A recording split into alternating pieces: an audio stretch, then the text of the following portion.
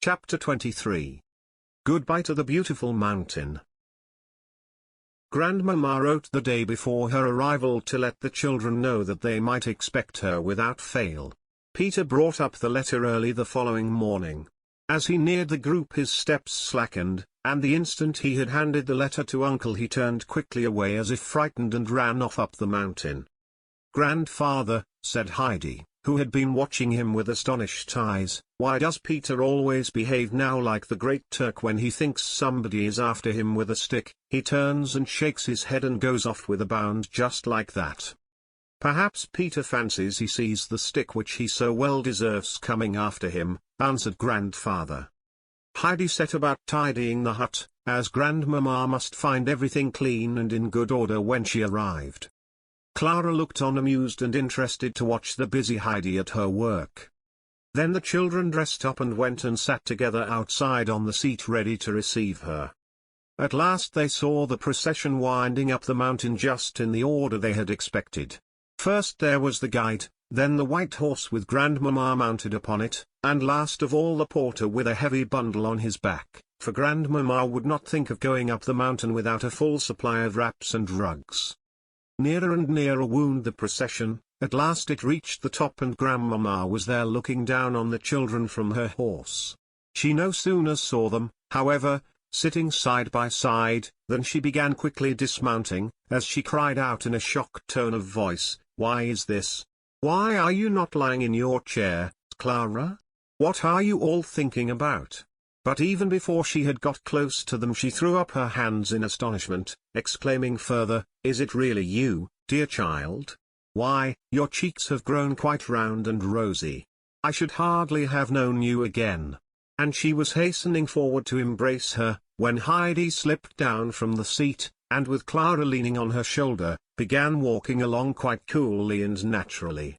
Then indeed Grandmama was surprised, or rather alarmed, for she thought at first that it must be some unheard-of proceeding of Heidi's. But no, Clara was actually walking steadily and uprightly beside Heidi. Laughing and crying she ran to them and embraced first Clara and then Heidi, and then Clara again, unable to speak for joy. All at once she caught sight of Uncle standing by the seat and looking on smiling at the meeting. She went up to the old man and seized his hands. "My dear uncle. My dear uncle. How much we have to thank you for. It is all your doing. It is your care and nursing." "And God's good sun and mountain air," he interrupted her smiling. "Yes, and don't forget the beautiful milk I have," put in Clara. "Grandmama, you can't think what a quantity of goat's milk I drink, and how nice it is." "I can see that by your cheeks, child," answered Grandmama. "I really should not have known you. You have grown quite strong and plump, and taller too. I never hoped or expected to see you look like that. I cannot take my eyes off you, for I can hardly yet believe it. But now I must telegraph without delay to my son in Paris, and tell him he must come here at once. I shall not say why, it will be the greatest happiness he has ever known. My dear uncle, how can I send a telegram? Have you dismissed the men yet?" "They have gone," he answered. "But if you are in a hurry I will get Peter, and he can take it for you." Grandmama thanked him, for she was anxious that the good news should not be kept from her son a day longer than was possible.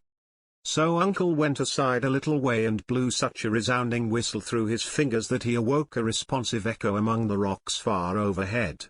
He did not have to wait many minutes before Peter came running down in answer, for he knew the sound of Uncle's whistle. Peter looked as white as a ghost, for he thought Uncle was sending for him to give him up.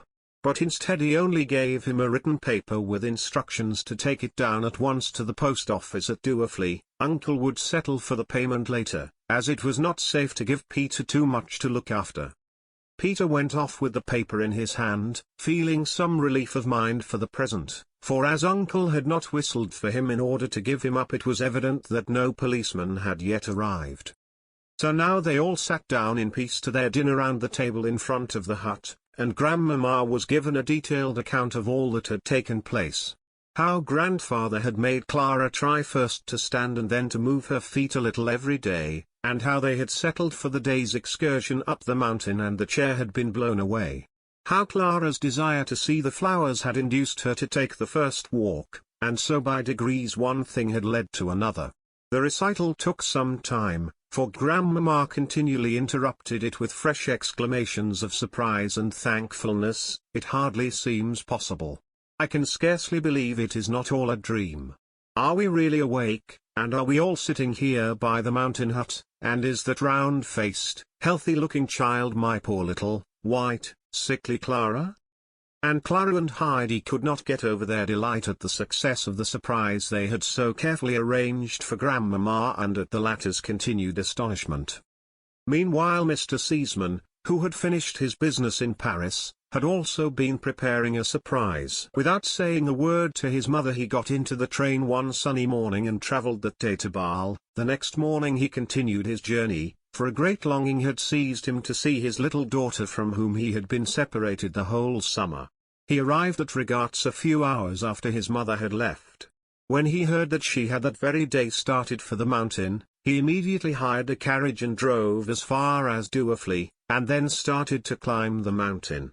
He went on, but still no hut came in sight, and yet he knew there was one where Peter lived halfway up, for the path had been described to him over and over again. He began to wonder if he was on the right path, and whether the hut lay perhaps on the other side of the mountain.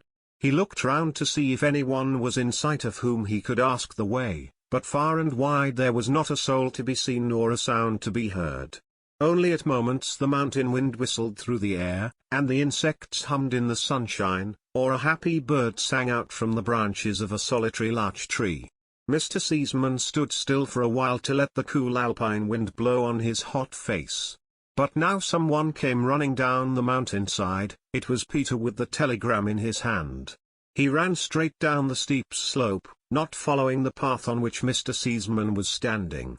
As soon as the latter caught sight of him he beckoned to him to come. Peter advanced towards him slowly and timidly, with a sort of sidelong movement, as if he could only move one leg properly and had to drag the other after him. "Hurry up, lad," he called, and when Peter was near enough, "Tell me," he said, "is this the way to the hut where the old man and the child Heidi live, and where the visitors from Frankfurt are staying?" A low sound of fear was the only answer he received, as Peter turned to run away in such precipitous haste that he fell head over heels several times, and went rolling and bumping down the slope in involuntary bounds, just in the same way as the chair, only that Peter fortunately did not fall to pieces as that had done. Only the telegram came to grief, and that was torn into fragments and flew away. How extraordinarily timid these mountain dwellers are, thought Mr. Seaman to himself, for he quite believed that it was the sight of a stranger that had made such an impression on this unsophisticated child of the mountains. After watching Peter's violent descent towards the valley for a few minutes he continued his journey. Peter, meanwhile, with all his efforts, could not stop himself, but went rolling on, and still tumbling head over heels at intervals in a most remarkable manner. But this was not the most terrible part of his sufferings at the moment, for far worse was the fear and horror that possessed him, feeling sure, as he did now, that the policeman had really come over for him from Frankfurt. He had no doubt at all that the stranger who had asked him the way was the very man himself. Just as he had rolled to the edge of the last high slope above Douarfleet he was caught in a bush, and at last able to keep himself from falling any farther. He lay still for a second or two to recover himself, and to think over matters. "Well done. Another of you come bumping along like this," said a voice close to Peter, "and which of you tomorrow is the wind going to send rolling down like a badly sown sack of potatoes?" It was the beggar, who stood there laughing. He had been strolling out to refresh himself after his hot day's work, and had watched with amusement as he saw Peter come rolling over and over in much the same way as the chair. Peter was on his feet in a moment. He had received a fresh shock. Without once looking behind him he began hurrying up the slope again. He would have liked best to go home and creep into bed, so as to hide himself, for he felt safest when there. But he had left the goats up above, and Uncle had given him strict injunctions to make haste back so that they might not be left too long alone. And he stood more in awe of Uncle than anyone, and would not have dared to disobey him on any account. There was no help for it, He had to go back, and Peter went on groaning and limping. He could run no more, for the anguish of mind he had been through, and the bumping and shaking he had received, were beginning to tell upon him. And so with lagging steps and groans he slowly made his way up the mountain. Shortly after meeting Peter, Mr. Seaman passed the first hut, and so was satisfied that he was on the right path. He continued his climb with renewed courage, and at last, after a long and exhausting walk, he came in sight of his goal. There, only a little distance farther up, stood the grandfather's home, with the dark tops of the fir trees waving above its roof. Mr. Seaman was delighted to have come to the last steep bit of his journey. In another minute or two he would be with his little daughter, and he pleased himself with the thought of her surprise. But the company above had seen his approaching figure and recognized who it was, and they were preparing something he little expected as a surprise on their part. As he stepped onto the space in front of the hut, two figures came towards him. One a tall girl with fair hair and pink cheeks, leaning on Heidi, whose dark eyes were dancing with joy. Mr. Seaman suddenly stopped, staring at the two children, and all at once the tears started to his eyes. What memories arose in his heart! Just so had Clara's mother looked, the fair-haired girl with the delicate pink and white complexion. He did not know if he was awake or dreaming. "Don't you know me, Papa?" called Clara to him, her face beaming with happiness. "Am I so altered since you saw me?" Then the father ran to his child and clasped her in his arms. "Yes, you are indeed altered. How is it possible? Is it true what I see?" And the delighted man stepped back to look full at her again, and to make sure that the picture would not vanish before his eyes. "Are you my little Clara, really my little Clara?" he kept on saying. Then he clasped her in his arms again, and again put her away from him that he might look and make sure it was she who stood before him. Then Grandmamma came up, anxious for a sight of her son's happy face. "Well, what do you say now, dear son?" she exclaimed. "You have given us a pleasant surprise, but it is nothing in comparison to what we have prepared for you, you must confess," and she gave her son an affectionate kiss as she spoke. "But now," she went on, "you must come and pay your respects to Uncle, who is our chief benefactor." "Yes, indeed, and our little Heidi, too," said Mr. Seaman, shaking Heidi by the hand. "Well? Are you quite well and happy in your mountain home? But I need not ask, no alpine rose could look more blooming. I am glad, child, it is a pleasure to me to see you so." And Heidi looked up with equal pleasure into his kind face. How good he had always been to her. And that he should find such happiness awaiting him up here on the mountain made her heart beat with gladness. Grandmamma introduced him to Uncle, and while the two men were shaking hands and Mr. Seaman was expressing his heartfelt thanks and boundless astonishment to the old man, Grandmamma wandered round to the back to see the old fir trees again. Here another unexpected sight met her gaze, for there, under the trees stood a great bush of the most wonderful dark blue gentians, as fresh and shining as if they were growing on the spot. "How exquisite! What a lovely sight!" she exclaimed. "Heidi, dearest child, come here. Is it you who have prepared this pleasure for me? It is perfectly wonderful." The children ran up. "No, no, I did not put them there," said Heidi, "but I know who did. They grow just like that on the mountain, Grandmamma, only if anything they look more beautiful still," Clara put in. "But guess who brought those down today?" And as she spoke she gave such a pleased smile that the grandmother thought for a moment the child herself must have gathered them. But that was hardly possible. At this moment a slight rustling was heard behind the fir trees. It was Peter, who had just arrived. He had made a long round, trying to slip by unobserved. But Grandmamma had seen and recognized him, and suddenly the thought struck her that it might be Peter who had brought the flowers and that he was now trying to get away unseen, feeling shy about it, but she could not let him go off like that, he must have some little reward. "Come along, boy, come here, do not be afraid," she called to him. Peter stood still, petrified with fear. After all he had gone through that day he felt he had no longer any power of resistance left. All he could think was, "It's all up with me now." Every hair of his head stood on end, and he stepped forth from behind the fir trees, his face pale. "Courage, boy," said Grandmamma in her effort to dispel his shyness. "Tell me now straight out without hesitation, was it you who did it?" Peter did not lift his eyes and therefore did not see at what Grandmamma was pointing. But he knew that Uncle was standing at the corner of the hut, fixing him with his grey eyes, while beside him stood the most terrible person that Peter could conceive, the police constable from Frankfurt. Quaking in every limb, and with trembling lips he muttered a low yes. "Well, and what is there dreadful about that?" said Grandmamma. Because, it is all broken to pieces and no one can put it together again." Peter brought out his words with difficulty, and his knees knocked together so that he could hardly stand. Grandmamma went up to Uncle. "Is that poor boy a little out of his mind?" she asked sympathizingly. "Not in the least," Uncle assured her. "It is only that he was the wind that sent the chair rolling down the slope, and he is expecting his well-deserved punishment." Grandmamma found this hard to believe, for in her opinion Peter did not look an entirely bad boy, nor could he have had any reason for destroying such a necessary thing as the chair. But Uncle had only given expression to the suspicion that he had had from the moment the accident happened. The angry looks which Peter had from the beginning cast at Clara, and the other signs of his dislike to what had been taking place on the mountain, had not escaped Uncle's eye. Putting two and two together he had come to the right conclusion as to the cause of the disaster, and he therefore spoke without hesitation when he accused Peter. The lady broke out into lively expostulations on hearing this. "No, no, dear Uncle, we will not punish the poor boy any further. One must be fair to him.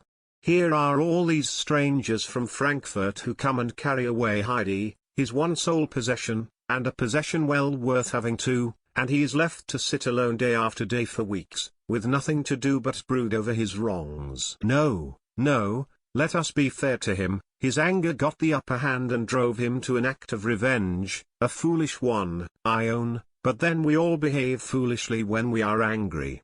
And saying this she went back to Peter, who still stood frightened and trembling. She sat down on the seat under the fir trees and called him to her kindly. "Come here, boy, and stand in front of me, for I have something to say to you. Leave off shaking and trembling, for I want you to listen to me. You sent the chair rolling down the mountain so that it was broken to pieces. That was a very wrong thing to do, as you yourself knew very well at the time, and you also knew that you deserved to be punished for it. But be sure of this, Peter, that those who do wrong make a mistake when they think no one knows anything about it. For God sees and hears everything, and when the wicked doer tries to hide what he has done, then God wakes up the little watchman that he places inside us all when we are born and who sleeps on quietly till we do something wrong. And the little watchman has a small goad in his hand, and when he wakes up he keeps on pricking us with it, so that we have not a moment's peace. And the watchman torments us still further, for he keeps on calling out, 'Now you will be found out. Now they will drag you off to punishment.' And so we pass our life in fear and trouble, and never know a moment's happiness or peace. Have you not felt something like that lately, Peter?" Peter gave a contrite nod of the head, as one who knew all about it, for Grandmamma had described his own feelings exactly.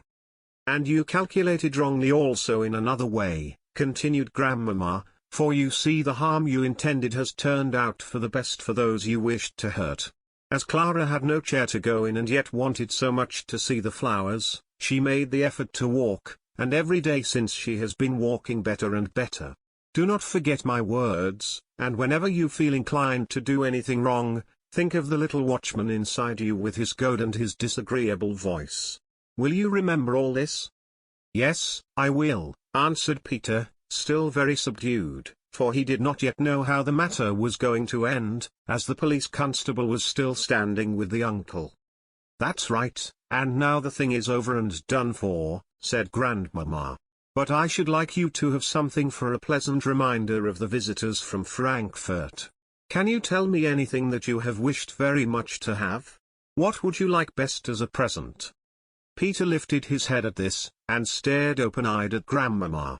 Up to the last minute he had been expecting something dreadful to happen, and now he might have anything that he wanted. His mind seemed all of a whirl. "I mean what I say," went on Grandmama. "You shall choose what you would like to have as a remembrance from the Frankfurt visitors, and as a token that they will not think any more of the wrong thing you did.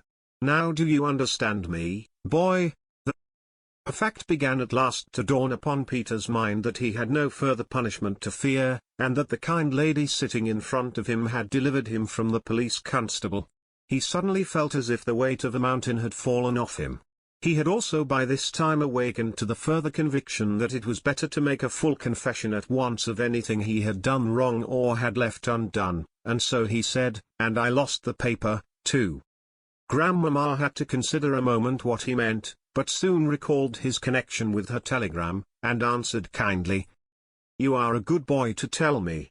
Never conceal anything you have done wrong, and then all will come right again. And now what would you like me to give you?" Peter grew almost giddy with the thought that he could have anything in the world that he wished for. He had a vision of the yearly fair at Mainfeld with the glittering booths and all the lovely things that he had stood gazing at for hours, without a hope of ever possessing one of them, for Peter's purse never held more than 5 cents, and all these fascinating objects cost double that amount.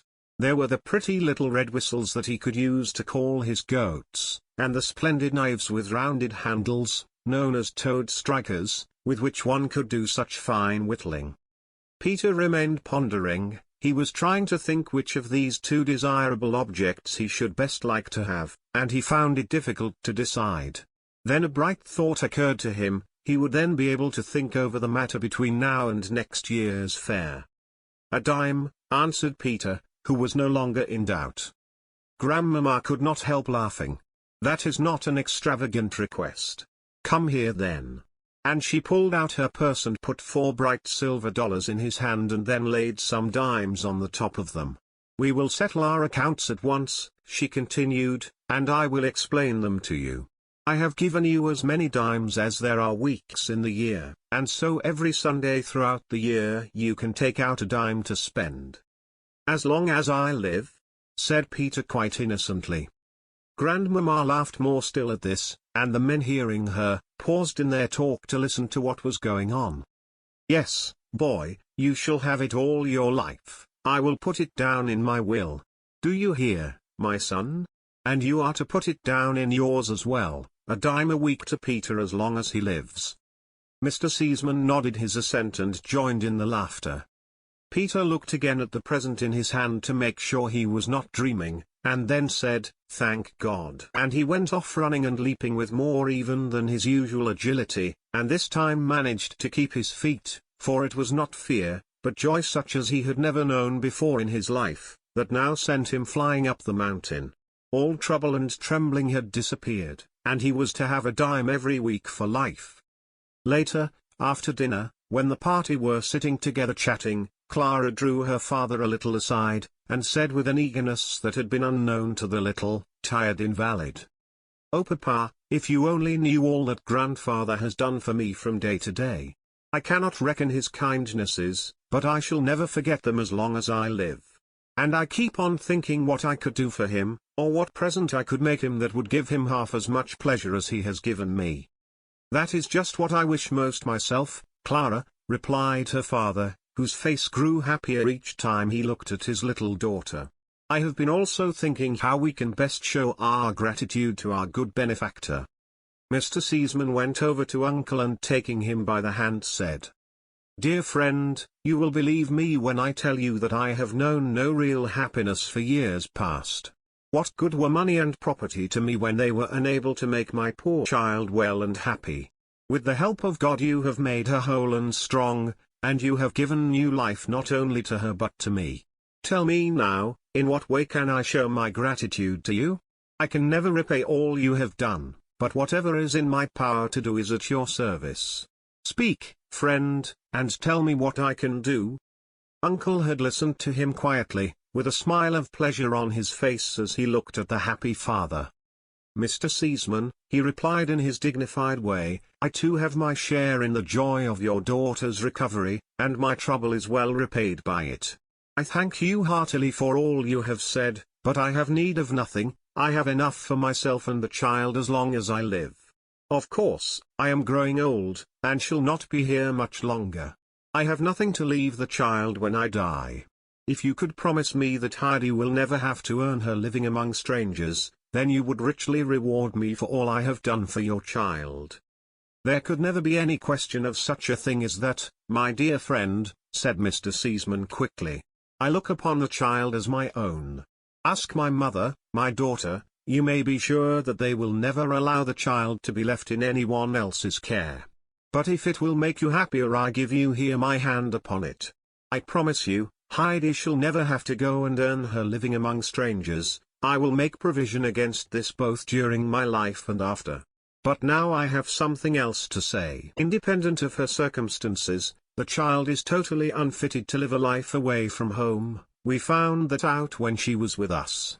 But she has made friends, and among them I know one who is at this moment in Frankfurt. He is winding up his affairs there, that he may be free to go where he likes and take his rest. I am speaking of my friend, the doctor, who came over here in the autumn and who, having well considered your advice, intends to settle in this neighborhood, for he has never felt so well and happy anywhere as in the company of you and Heidi. So you see the child will henceforth have two protectors near her, and may they both live long to share the task. God grant indeed it may be so, added Grandmamma, shaking Uncle's hand warmly as she spoke, to show how sincerely she echoed her son's wish. Then putting her arm round Heidi, who was standing near, she drew the child to her. And I have a question to ask you too, dear Heidi. Tell me if there is anything you particularly wish for? Yes, there is, answered Heidi promptly, looking up delightedly at Grandmamma. Then tell me at once, dear, what it is.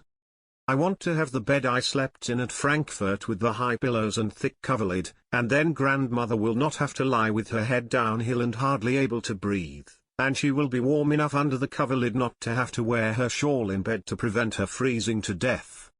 In her eagerness to obtain what she had set her heart upon, Heidi hardly gave herself time to get out all she had to say, and did not pause for breath till she reached the end of her sentence. Dearest child, answered Grandmamma, moved by Heidi's speech, what is this you tell me of Grandmother? You are right to remind me. In the midst of our own happiness we forget too often that which we ought to remember before all things. When God has shown us some special mercy we should think at once of those who are denied so many things. I will telegraph to Frankfurt at once. Miss Rottermeier shall pack up the bed this very day, and it will be here in 2 days' time. God willing, Grandmother shall soon be sleeping comfortably upon it. Heidi skipped round Grandmamma in her glee, and then stopping all of a sudden, said quickly, I must make haste down and tell her. No, no, Heidi, what can you be thinking of, said her grandfather approvingly. You can't be running backwards and forwards like that when you have visitors. But Grandmamma interfered on Heidi's behalf. The child is not so far wrong, Uncle, she said, and poor Grandmother has too long been deprived of Heidi for our sakes. Let us all go down to her together. I believe my horse is waiting for me and I can ride down from there, and as soon as I get to Doerfli the message shall be sent off. What do you think of my plan, son? Mr. Seaman had not yet had time to speak of his travelling plans, so he begged his mother to wait a few moments that he might tell her what he proposed doing. Mr. Seaman had been arranging that he and his mother should make a little tour in Switzerland, first ascertaining if Clara was in a fit state to go some part of the way with them. But now he would have the full enjoyment of his daughter's company, and that being so he did not want to miss any of these beautiful days of later summer, but to start at once on the journey that he now looked forward to with such additional pleasure. And so he proposed that they should spend the night in Doerfli and that next day he should come and get Clara, then they would all three go down to Regarts and make that their starting point. Clara was rather upset at first at the thought of saying goodbye like this to the mountain. She could not help being pleased, however, at the prospect of another journey, and no time was allowed her to give way to lamentation. Grandmamma had already taken Heidi by the hand, preparatory to leading the way, when she suddenly turned. But what is to become of Clara? she asked, remembering all at once that the child could not yet take so long a walk. She gave a nod of satisfaction as she saw that Uncle had already taken Clara up in his arms and was following her with sturdy strides. Mr. Seaman brought up the rear, and so they all started down the mountain. Heidi kept jumping for joy as she and Mrs. Seaman walked along side by side, and Grandmama asked all about Peter's grandmother, how she lived, and what she did, especially in the winter when it was so cold. And Heidi gave her a minute account of everything, for she knew all that went on at Grandmother's, and told her how the old woman sat crouching in her corner and trembling with cold. She was able also to give her exact particulars of what Grandmother had and had not to eat. Grandmama listened with interest and sympathy until they came to Grandmother's. Brigitte was just hanging out Peter's second shirt in the sun, so that he might have it ready to put on when he had worn the other long enough. As soon as she saw the company approaching, she rushed indoors. The whole party of them are just going past, Mother, evidently all returning home again, she informed the old woman. Uncle is with them, carrying the sick child. Alas, it is really to be so then? Sighed the grandmother. And you saw Heidi with them? Then they are taking her away. If only she could come and put her hand in mine again. If I could but hear her voice once more. At this moment the door flew open and Heidi sprang across to the corner and threw her arms round Grandmother. Grandmother! Grandmother! My bed is to be sent from Frankfurt with all the 3 pillows and the thick coverlid. Grandmama says it will be here in 2 days. Heidi could not get out her words quickly enough, for she was impatient to see Grandmother's great joy at the news. The latter smiled, but said a little sadly, she must indeed be a good, kind lady, and I ought to be glad to think she is taking you with her, but I shall not outlive it long. What is this I hear? Who has been telling my good grandmother such tales? Exclaimed a kindly voice, and Grandmother felt her hand taken and warmly pressed, for Grandmama had followed Heidi in and heard all that was said. No, no, there is no thought of such a thing. Heidi is going to stay with you and make you happy. We want to see her again, but we shall come to her. We hope to pay a visit to the Alm every year, for we have good cause to offer up especial thanks to God upon this spot where so great a miracle has been wrought upon our child. Then Grandmother's face was lighted up with genuine happiness, and she pressed Mrs. Seaman's hand over and over again, unable to speak her thanks, while 2 large tears of joy rolled down her aged cheeks. And Heidi saw the glad change come over Grandmother's face, and she too now was entirely happy. She clung to the old woman saying, hasn't it all come about, Grandmother, just like the hymn I read to you last time? Isn't the bed from Frankfurt sent to make you well? Yes, Heidi, and many, many other good things too, which God has sent me, said the grandmother, deeply moved.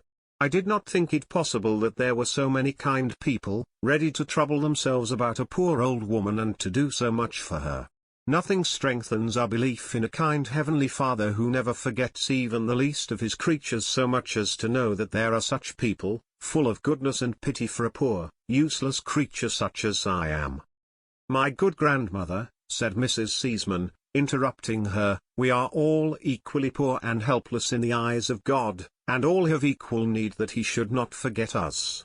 But now we must say goodbye, but only till we meet again, for when we pay our next year's visit to the Alm you will be the first person we shall come and see, meanwhile we shall not forget you. And Mrs. Seaman took grandmother's hand again and shook it in farewell. But grandmother would not let her off even then without more words of gratitude, and without calling down on her benefactress and all belonging to her every blessing that God had to bestow. At last Mr. Seaman and his mother were able to continue their journey downwards, while Uncle carried Clara back home, with Heidi beside him, so full of joy of what was coming for grandmother that every step was a jump. But there were many tears shed the following morning by the departing Clara, who wept to say goodbye to the beautiful mountain home where she had been happier than ever before in her life. Heidi did her best to comfort her. Summer will be here again in no time, she said, and then you will come again, and it will be nicer still, for you will be able to walk about from the beginning. We can then go out every day with the goats up to where the flowers grow, and enjoy ourselves from the moment you arrive." Mr. Seaman had come as arranged to take his little daughter away, and was just now standing and talking with Uncle, for they had much to say to one another. Clara felt somewhat consoled by Heidi's words, and wiped away her tears. "Be sure you say goodbye for me to Peter and the goats, and especially to Little Swan. I wish I could give Little Swan a present, for she has helped so much to make me strong."